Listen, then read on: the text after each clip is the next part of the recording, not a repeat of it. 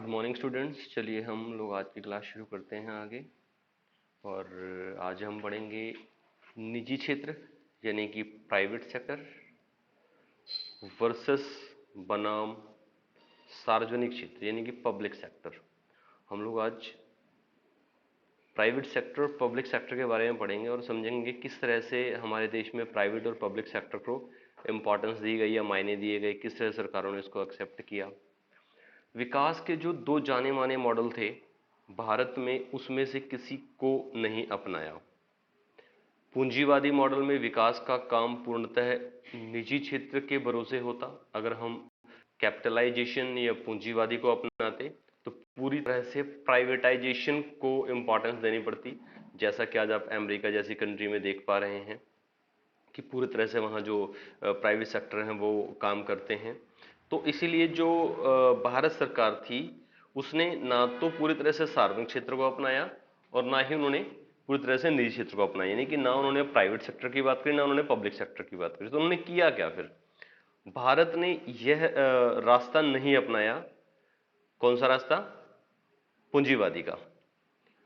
भारत ने विकास का सामाजिक मॉडल भी नहीं अपनाया। अगर हम सोशलिज्म वाला जो मॉडल की बात कर रहे थे जो यूएसआर के पास था, यूएसएसआर, उसको भी भारत ने पूरी तरह से नहीं अपनाया, जिसमें निजी संपत्ति को खत्म कर दिया जाता है और हर तरह के उत्पादन जो है वो राज्य के नियंत्रण में आ जाते हैं। इन्होंने कहा कि जो सोशलिज्म वाला मॉडल था उसमें से जो प्राइवेट सेक्टर है, प्राइवेट सेक्टर को पूरी तरह से खत्म कर देते हैं और जो गवर्नमेंट सेक्टर है सारी पावर उसको दे दी जाती है। तो इसको भी नहीं अपनाया। तो इन्होंने किया क्या? इन दोनों ही मॉडल में से कुछ कुछ बातों को ले लिया गया और अपने देश में इन्हें मिले जुले रूप में लागू कर दिया गया। इसी कारण भारतीय अर्थव्यवस्था को मिश्रित अर्थव्यवस्था कहा जाता है, मिक्स्ड इकोनॉमी कहा जाता है, क्योंकि जो ये है ये दोनों पर डिपेंड करती है। ये कैपिटलाइजेशन को भी इम्पोर्टेंस देती है और सोशलिज्म को। मीन्स अगर हम सीधी बात करें कि जो भारत है ये प्राइवेट सेक्टर प्लस में आपका जो गवर्नमेंट सेक्टर है या पब्लिक सेक्टर है, उन दोनों को मिला करके बना है, उन दोनों के साथ मिल करके काम करता है। नीचे एक बहुत अच्छा कार्टून दिया हुआ है, अगर आप इस कार्टून को समझ पाए तो मैं आपको दिखाने की कोशिश करता हूँ। आप इस कार्टून में देखें तो आपको ये दिखाई देगा कि एक तरफ तो प्राइवेट सेक्टर है और एक तरफ है पब्लिक सेक्टर और बीच में है, पहचान पा रहे हैं कौन है? यस, हमारे पहले प्रधानमंत्री पंडित जवाहरलाल नेहरू जी हैं। तो अब यहां दिखाने की कोशिश क्या कर रहे हैं? यहां दिखाने की कोशिश कर रहे हैं कि मोस्ट ऑफ नेता जो थे, जिसमें सरदार वल्लभ भाई पटेल जी भी हैं, बहुत सारे नेता हैं, वो पब्लिक सेक्टर के पक्ष में थे कि पावर जो है वो सरकार के हाथ में रहनी चाहिए। और जो मोटे नेता थे, खाते पीते लोग निजी क्षेत्र के, वो प्राइवेट सेक्टर के पक्ष में थे। वो कहते थे कि प्राइवेट सेक्टर को इंपॉर्टेंस देनी चाहिए। लेकिन नेहरू जी ने जब तराजू लगाया अपना, तो जो बैलेंस है वो पब्लिक सेक्टर की तरफ ज्यादा गया। तो यही कारण है कि आज की डेट में आप देख पाते हैं कि भारत का अपना बीएसएनएल के रूप में एक संचार माध्यम था और भारत की अपनी रेल है, या अगर आप रोडवेज की बात करें तो स्टेट गवर्नमेंट्स की अपनी रोडवेज की बसें होती हैं। तो मैक्सिमम चीजें आप देख पाओगे पब्लिक सेक्टर में है। और ऐसा नहीं है कि प्राइवेट सेक्टर को इंडिया ने खत्म कर दिया पूरी तरह से, ऐसा भी नहीं हुआ। प्राइवेट सेक्टर को भी इंडिया ने रखा। तो देखते हैं अगली स्लाइड में कि आगे इन्होंने क्या बताया इसके बारे में। जैसा हमने पढ़ा कि मिक्स्ड इकोनॉमी की तरह इंडिया ने काम किया था, तो आगे चलते हैं। तो इन्होंने खेती, किसानी, व्यापार और उद्योग का एक बड़ा भाग निजी क्षेत्र के हाथों में रहा और राज्य ने क्या किया? अपने हाथों में क्या लिया राज्य ने? भारी उद्योग और उसके आधारभूत जो ढांचे, जो बेसिक स्ट्रक्चर था, उसको प्रदान किया। ये अपने राज्य सरकार ने अपने हाथों में लिया। मैंने आपको बताया पहले भी कि जो खेती बाड़ी अगर आप देखें तो वो लोग खुद करते हैं। सरकार कभी खेती करने नहीं जाती। सरकार सिर्फ क्या करती है? अपनी मंडियों के माध्यम गेहूं खरीदती है, खरीद करती है, लेकिन वो कभी भी ना गेहूं उगाने नहीं जाती। आपने देखा होगा कि जो गेहूं उगाने का काम है वो ज्यादा से ज्यादा कौन करता है? किसान ही करता है वो। और उसको जो आगे उसको उसमें राइस में कन्वर्ट करना, उसको राइस, उसको धान को राइस जो उसमें से निकाल करके पार्टिकल चावल बनाना, उसका या जो भी काम है वो प्राइवेट सेक्टर के हाथों में ही है। तो गवर्नमेंट सेक्टर के पास क्या है? मैंने आपको पहले बताया, रेलवेज गवर्नमेंट सेक्टर के पास है, सबसे बड़ा उद्योग है। या आप रोडवेज की बात करें, बीएसएनएल की बात करें, या ऐसी बहुत सारी फैक्ट्रियां हैं जो भारत सरकार के हाथों में है। और राज्य ने व्यापार को नियमन किया। राज्य सरकार ये डिसाइड करती है, स्टेट गवर्नमेंट डिसाइड करती है कि व्यापार कैसे करना है। और कृषि के क्षेत्र में भी कुछ बड़े हस्तक्षेप हैं उसके, जैसा आप अभी कानून देख पा रहे हो कि 3 कानून आए हैं जिनको किसान काले कानून कह रहे हैं, और केंद्र सरकार कह रही है कि ये इनको रईस कर देगा, रिच कर देगा, एकदम से रातों रात इनको अमीर बना देगा। तो ये तो भविष्य ही बताएगा कि इन कानूनों के साथ भविष्य क्या सेटअप होता है। लेकिन यहाँ से हम एक चीज जरूर समझ पाए हैं कि जो कृषि का क्षेत्र है, इसमें कुछ बड़े इंटरफेरेंस जो हैं, हस्तक्षेप जो हैं, वो किसके हैं? स्टेट और सेंट्रल गवर्नमेंट के हैं। तो अगर आपने इसके शेड्यूल लिस्ट पढ़ी हो तो उसमें भी आपने देखा होगा कि जो कृषि का मामला है वो स्टेट का मामला होता है।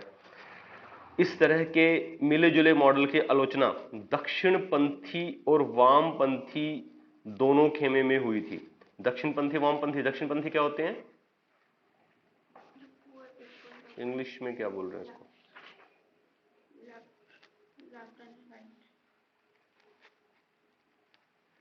लेफ्ट एंड द राइट, ठीक है। जो दोनों खेमे के लोग थे उन दोनों ने इसकी आलोचना की। आलोचकों का कहना था कि इस योजनाकारों ने निजी क्षेत्रों को पर्याप्त जगह नहीं दी। वो कहते थे कि प्राइवेट सेक्टर को डेवलपमेंट करने के लिए पूरी जगह नहीं दी, और ना ही निजी क्षेत्र ने जो बढ़वार के लिए कोई उपाय किया, मतलब कि वो किस तरह से अपने आप को बढ़ा पाएंगे, इसके लिए भी ज़्यादा नहीं सोचा गया, जबकि सोचना चाहिए था। तो इस तरह से अगर आप देखें तो कुछ लोगों ने उसका विरोध भी किया, और ना ही निजी क्षेत्र ने बढ़वार के लिए कोई उपाय किया गया। विशाल सार्वजनिक क्षेत्र ने ताकतवर निहित स्वार्थ को खड़ा कर दिया। जो विशाल एक बहुत बड़ा पब्लिक सेक्टर बनाया, उसने क्या किया? उसने एक पावरफुल जो है वो उसके लिए एक जो सेल्फिशनेस है स्टेट गवर्नमेंट या सेंट्रल गवर्नमेंट के लिए, कह सकते हो गवर्नमेंट ने अपने निजी स्वार्थों के लिए एक बहुत बड़ा जो विशाल रूप से जो पब्लिक सेक्टर था वो खड़ा कर लिया।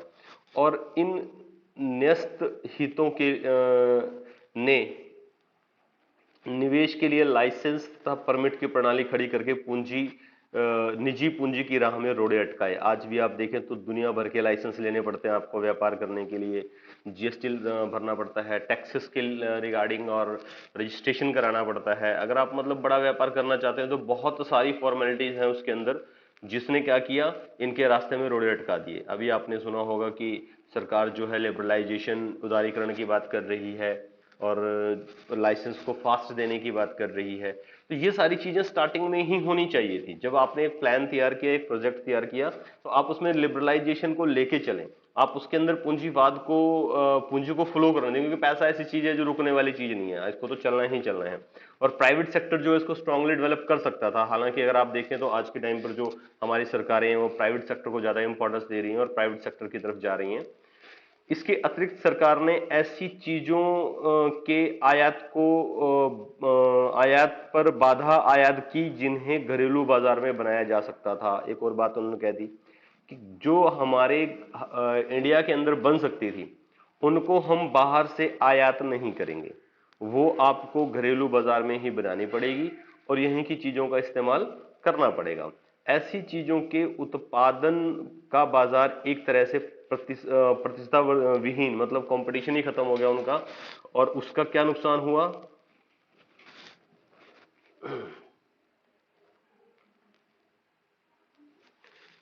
इसकी वजह से निजी क्षेत्र में जो प्राइवेट सेक्टर था, प्राइवेट सेक्टर के पास अपने उत्पादों की गुणवत्ता सुधारने तथा उन्हें सस्ता करने का कोई हड़बड़ी नहीं दिखी उनके अंदर।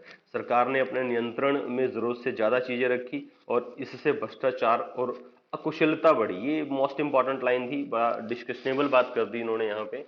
मैं थोड़ा सा और एक्सप्लेन करने की कोशिश करूंगा इस बात को अपने शब्दों में कि हुआ क्या एक्चुअल में कि जब देश आज़ाद हुआ, पंचवर्षीय योजनाएं बनी और देश को आज़ाद करने के बाद जो देश को ग्रोथ करने की बात चल रही थी, तो उस टाइम पर 2 सेक्टर सामने आए, एक था प्राइवेट सेक्टर, एक था गवर्नमेंट सेक्टर या पब्लिक सेक्टर। तो सरकार ने बड़ी ही कुशलता के साथ जो प्राइवेट सेक्टर था उसको लगभग अपने शिकंजे में कसते हुए कुछ लिमिटेड रिसोर्सेज दिए, जबकि जो पब्लिक सेक्टर था उसमें बहुत बड़ा हिस्सा उन्होंने इन्वॉल्व किया। अब यहाँ एक और जो सबसे बड़ी प्रॉब्लम आई वो ये आई कि जो प्राइवेट सेक्टर था उसको किसी तरह की पावर, मतलब बहुत ज्यादा पावर नहीं थी उसके पास।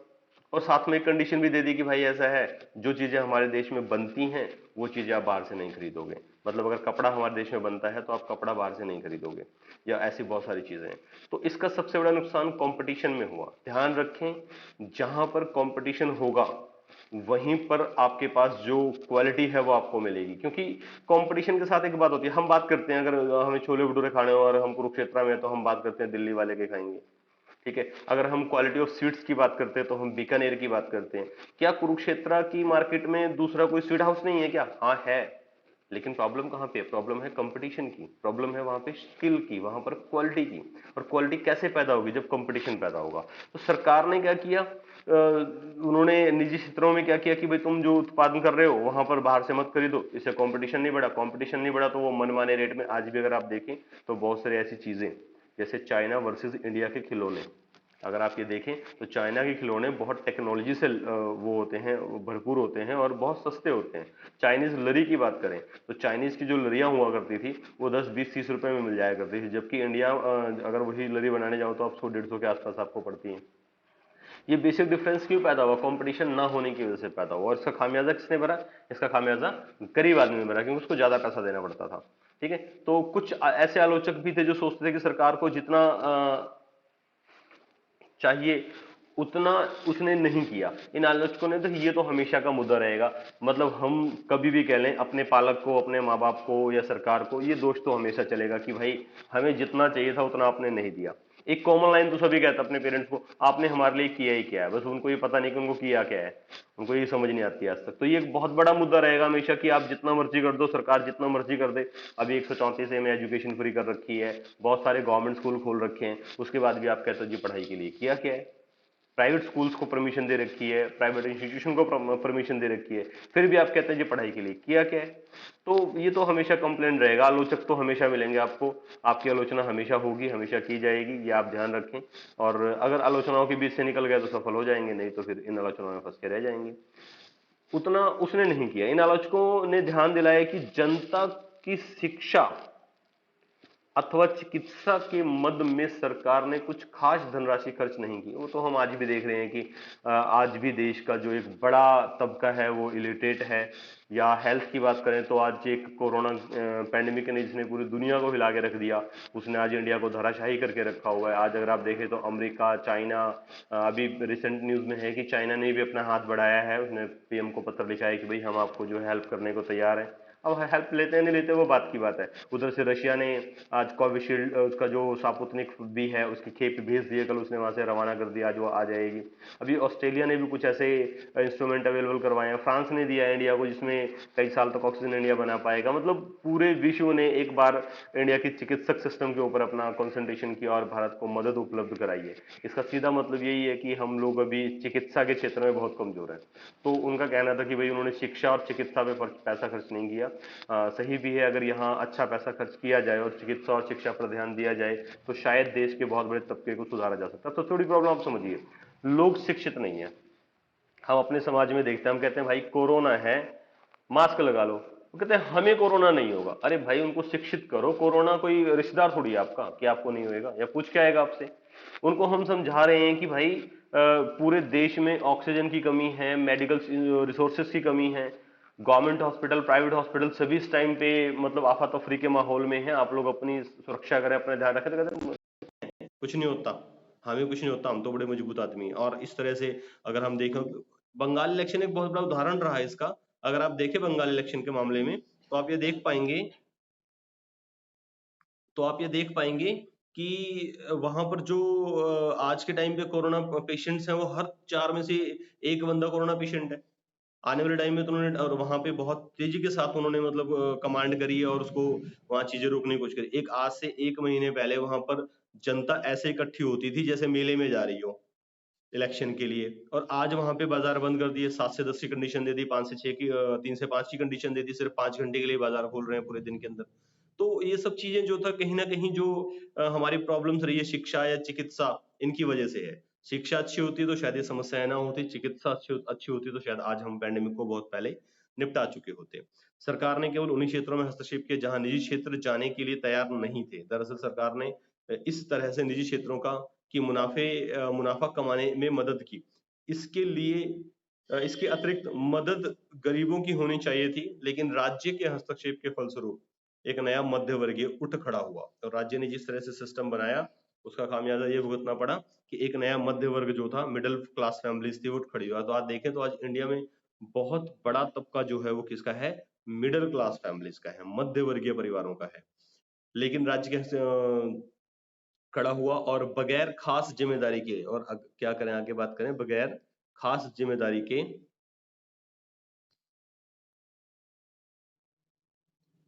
मोटी तनख्वाह सहित अन्य सुविधाओं को भोग रहा है। इस अवधि में गरीबी में ज्यादा से ज्यादा कमी नहीं आई। गरीबों का कुल प्रतिशत कुल जनसंख्या में भले ही कम हुआ हो, लेकिन उनकी संख्या में बढ़ोतरी ही हुई है। कारण क्या है? क्योंकि जिस तरह से उन्होंने कहा कि कुल प्रतिशत में कम हो गया, जनसंख्या भी तो बढ़ी है भाई। आप देखिए कि कहीं किसी टाइम में 40-50 करोड़ हुआ करती थी, आज के टाइम पर 140 करोड़ है। 70-75 करोड़ हुआ करती थी, आज 140 करोड़। तो जनसंख्या भी तो बढ़ी है उसके हिसाब से। तो ये था हमारा जो मुख्य इशू था। मुख्य इशू वर्सेस क्या था कि प्राइवेट सेक्टर और पब्लिक सेक्टर के बीच में जो एक कंपटीशन जैसी भावना थी, वो सरकार ने उसको कैसे हैंडल किया। तो यहाँ पर हमने देखा, उन्होंने जरूर मिली-जुली सरकार अपनाई, मिली-जुली सिस्टम को अपनाया कि प्राइवेट और गवर्नमेंट सेक्टर, प्राइवेट और पब्लिक सेक्टर को एक साथ लेकर के चला जाए। लेकिन ऐसा हो नहीं पाया, ऐसा पूरी तरह से अप्लाई नहीं हो पाया, और उसका खामियाजा जो है आज भी भारत भुगत रहा है। देखते हैं, सरकारें अच्छी कोशिश कर रही हैं। उम्मीद है कि आने वाले समय में बहुत अच्छे सिस्टम मेंटेन हो पाएंगे, हेल्थ फैसिलिटी बहुत अच्छे लेवल पे हो पाएगी, और हम कोरोना जैसी पैंडेमिक से शिक्षा लेकर के एजुकेशन पर खर्च करेंगे, और एजुकेशन को बहुत आगे लेकर के जाएंगे। एजुकेशन बहुत बड़ा मीडियम है आपके लिए। अगला है आपका मुख्य परिणाम। इन सब चीजों का जो रिजल्ट है वो क्या निकला, जानना जरूरी था कि सरकार ने जो डिसीजन लिया उसके रिजल्ट क्या निकले। ये हम कल की क्लास में पढ़ेंगे कि इनका रिजल्ट क्या निकला, क्योंकि वीडियो लंबी हो जाएगी तो फिर वो पहुंचती नहीं है। Okay, wish you all the best. I hope आपको समझ में आया होगा, और अगर कुछ नहीं समझ में आया तो आप मुझे मैसेज या कॉल कर सकते हैं। ओके।